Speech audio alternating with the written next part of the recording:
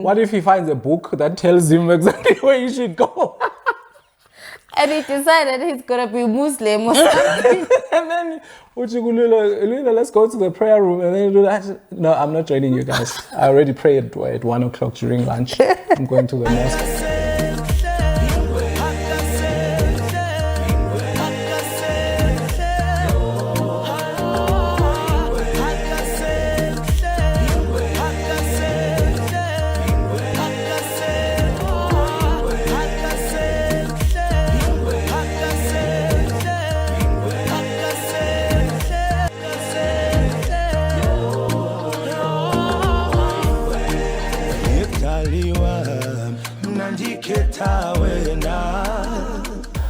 What's good, elenemfam? Hey elenemfam, welcome back to another video. My name is Letho, also known as Achuma. Guys, we are coming through with the consistency and I'm loving it for us. Anyways, my name is Letho, also known as Achuma, and thank you so much for joining us today. Today we're going to be talking about our fears as parents Lulo, like when of a 2-year-old. Of a 2-year-old. If you're new to the channel, welcome. Please make sure that you click on the subscribe button and join the LNM fam. Please also do check us out on our other social media platforms. We have left the links on the description box. And this right here is my husband, who is going to introduce himself. What's happening, LNM fam? My name is Mr. Cham Tilladai, also known as Mr. Cham, child of God, people who change by not God. Is it 2 chains or not God? We never know, man. Also known as Mr. Long DJ, also known as Mr. LD, Lulo's dad. Today we are talking about being parents of a 2-year-old and what our fears and wishes for him. And obviously, Lulo, Lulo at the moment is our only child. So we're only gonna be speaking about him, but it doesn't mean that we are confirming that he's only gonna be the one, or we are denying that he's. So we'll see. We'll see how things go. But for now, we'll be talking about. I'm not pregnant, by the way. Before you start the pregnancy romance, I'm not pregnant. But before we even go into the video, guys, we are trying to reach 1,000 likes on this video. So please hit that like button and make sure that you subscribe as well.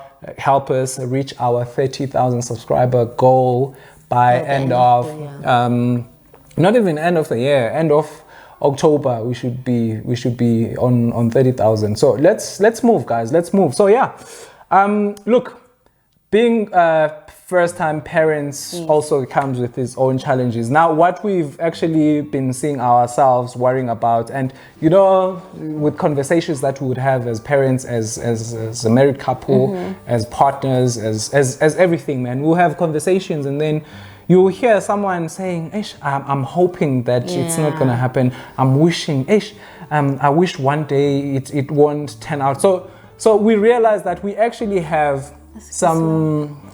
It's gonna Oh, it's the mascara. Oh, wow. It's the mascara.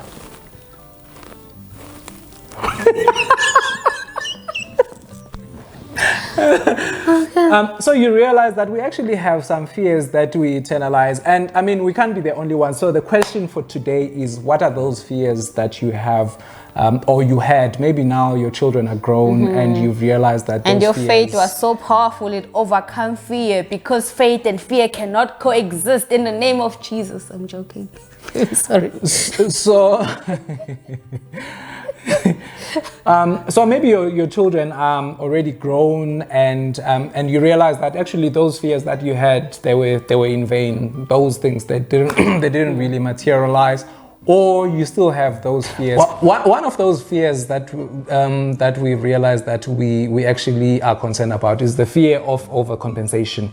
You know, I personally grew up in a almost, let's say, poor background, in a very disadvantaged background. We didn't have much, you know, coming from Eslalini.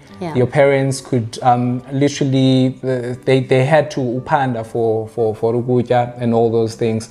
So, and then, I mean, we've been working, and I can say that we're in a better position than we were when we grew up.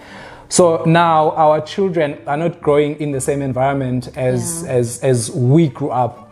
And then while you are trying to give them a better life, you're trying to make sure, because you've heard people say, you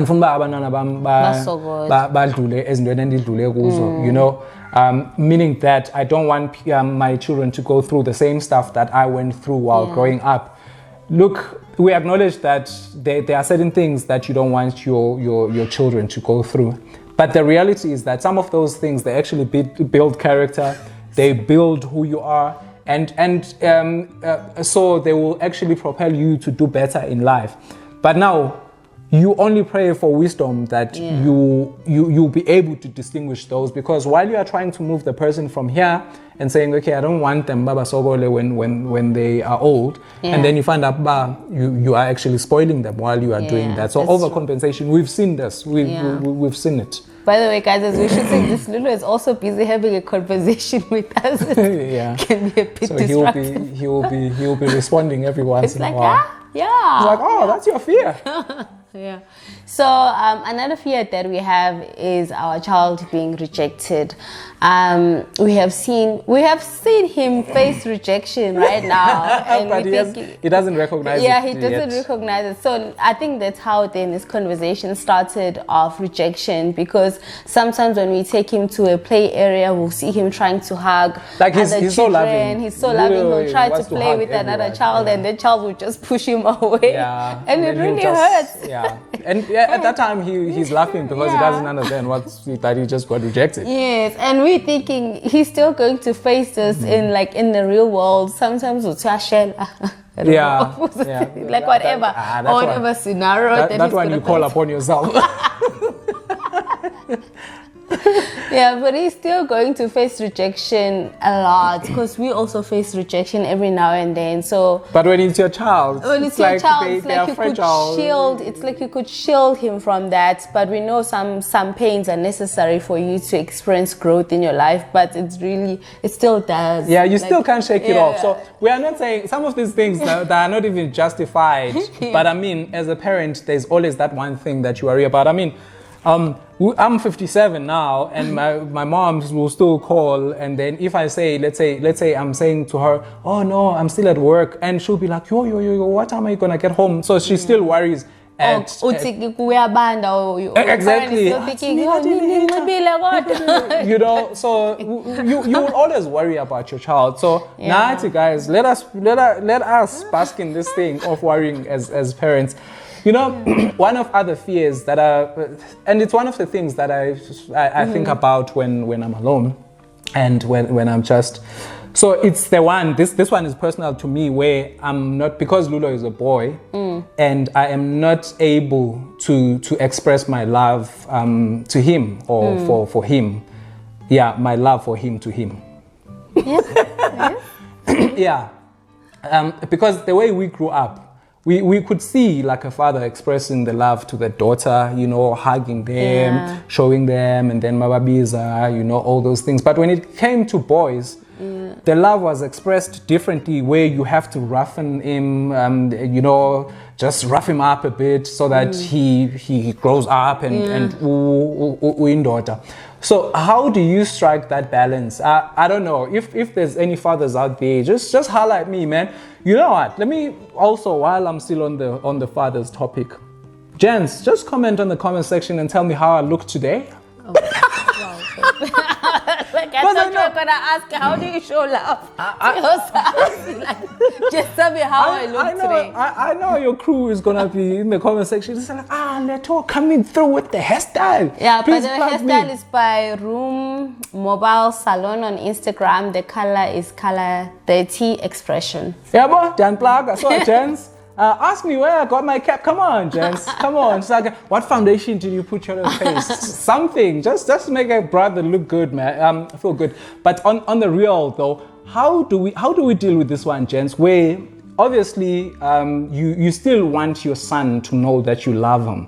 At the same time, you still want him to be a man, not toxic, not a toxic masculinity, but at the same time to be a man, to be able to face things that are out there that men are facing. Because the reality is that men and women deal with different things that are out there. Therefore, I still want my son to know that I love him. Yes. How do I make sure that I do not fall into the trap of just maybe pushing him away in the name of tough love? Yeah. Whew, that's really a tough one. Anyways, our other fear is us. We fear that Lulo may choose a different religion. So we are Christians. We believe in God. We're actually born again Christians. We serve a church. We're very committed. We read the word. Even you know, in the morning, Lulo, we teach him prayers. So if he grows up, because we are raising him as a Christian, and if he grows up and decides, hey, now I'm choosing another religion. Because even us, sometimes we do question, not really question, but we still want to learn more about this Christianity. We're not just taking it as it comes. We still have to read the word. We're still learning a lot about our own faith. So when it comes to Lulo choosing his own... What if he finds a book that tells him exactly where he should go? And he decided he's gonna be Muslim or something. And then Lulo, let's go to the prayer room. And then Lulo, no, I'm not joining you guys. I already prayed at 1 o'clock during lunch. I'm going to the mosque. Sorry guys, we no, I mean, like, we're not shooting other religions. We know that's why it's a fear, because we know it's possible. It's not cast in stone that our children, we pray and we fast that they will be Christians, but if they choose otherwise, we're still obligated to love them as our children. And the thing is, the reason why we're Christian and we practice this thing is because we believe it works. Therefore, when your child goes out of that covering, you believe, hey, that one is not gonna work for him. That's a real fear, guys. You know. Call us paranoid if you want, but because I think also parenting. Even if you are Muslim, you'll be scared that your child will choose Christianity or something or another religion. So you still want your child to identify with whatever that you believe in, to have the same faith that you have as well. And as you are teaching your child, you are hoping that they will uphold those teachings. You must love your mother and your father. So all of a sudden now they say, hey, I don't know if I believe the Bible. You're like, so you don't believe when you should love your mother and your father. So that's one of the biggest fears. elenemfam, don't forget to subscribe and also like the video and share with us what is that one fear, one fear that you have about your child as they grow. Another one, another fear that we have is him now rejecting his identity. Which is almost related to this one. But the identity one is, I think it's also like a very personal thing. Look, guys, I am closer, ne? But for me, that's not the end all and be all of everything. For me, what's very important is that I identify as black. I don't know if you guys know, but I am a black person and I'm proudly black, you know. I thought you were white. Oh no, buddy. Oh no, buddy. You. Oh no, buddy, you are mistaken, eh? You know, so I am proud of where I come from. I am proud of everything about history. Me. Yes, you know, my clan names, Dugo, like everything that says me. I am proud of it, and I would really love. I would really love for my children as well to understand, you know, for God to give us the wisdom to make them understand why it's so important to be proud of yourself, to be proud of our foods, our clan names, where we come from, our history. Because I mean, Lulo, they growing up here in Joburg, so they don't grow up back where we grew up. So obviously, there's certain elements of our being that they might lose, but I really am hoping for this one and praying that they do not lose the essence of who they are, because the reason why I said the whole thing about being closer, it's because that one, obviously as he grows, if he can't accept that he's black, he's not gonna say he's a white closer. Literally, you remember, we're not gonna mention names, but there is a child who didn't know whether she was white or black. You remember? We're not gonna say where, but in our circles, there is a child who, the child is black, by the way, but they go to a white school, they speak English, they do not speak their own language. And they didn't know whether they were black or white, because it's something that doesn't matter to them, which I feel like, lack of identity. Yeah, for me it's a big thing. If we feel that that's not really like your real identity, when someone is saying, I mean, like their child is saying, they could say they are white. I'm joking, you're like, oh, okay.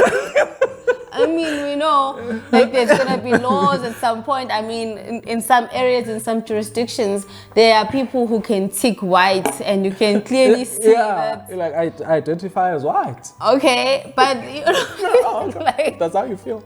It's fine for them, but for our child, we're thinking, we really hope that he will identify. We're gonna choose what we are, because it also instills what we see them as. It instills like a sense of confidence in who you are, because if you don't feel so confident about being black, you feel inferior to other people. Like when they come and then you're like, I wish I was the other race. So it's very important that they have confidence in who they are. The language as well, it's part of their identity. Language, look, Lulo, preferably he can learn Xhosa, but if it doesn't happen to the best, like to be the best, is Xhosa out there. I mean, his mother is Zulu, so he can jump in between. I'm not really fussy about that one, but obviously we're gonna send him to the Eastern Cape to learn the real thing. Yeah. And then you had a bonus one. Oh, another the bonus one is there. It's more of a wish. Yeah. I really am hoping that we're gonna raise him in an environment. Prioritize this one where they feel like they are seen, they are heard, their voices matter, their opinions. Obviously, it doesn't mean that we will sizovangabo, but just to be heard. But at the end of the day, I mean, there's a reason why there's a parent and then there's a child. The parent is the parent's word is final. Yeah. But look, we grew up in environments where you couldn't even, like, if there were times when you had to pretend or behave as though you didn't exist, like you were transparent. And me, guys, I grew up in an environment where they would make decisions concerning me, and I felt like at that time I could understand what was happening, but they wouldn't tell me. Like the following day, you'll see yourself being shifted to your aunt's place, and they're finding a new school for you, and you still wonder, like, okay, what's happening? What's the reason? I am 13 years old. You could have just told me that, listen, maybe financially we are not doing well, so it's best for you to now go and stay with your aunt so that you can get the best education, or whatever the reason is out there. So we are just praying and hoping. And you know, for someone who doesn't feel heard, or they feel like even if they were to tell you something, you're gonna reject it. What happens is that they end up seeking for counsel somewhere else. They end up speaking to friends or other people that might actually instill other values that are not values from your household. So you are basically depriving yourself and the child that opportunity to build a relationship where they can, even if they're being bullied at school or something happened to them, they need to know that I'm gonna get home and I'm gonna tell my parents. Yes, and that's very important for them to be able to express themselves, because in the country or in the world that we live in, things happen. So you'd wish and you would pray that your child will be able to open up to you, because it's tough. Guys, but that's where we're gonna end this video. We hope that you found some value in watching it.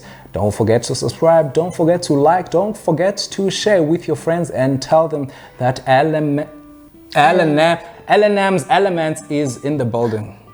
May your neighbors respect you, troubles neglect you, family embrace you, and God bless you. And may your shame and pain be champagne. Bye, elenemfam. What up?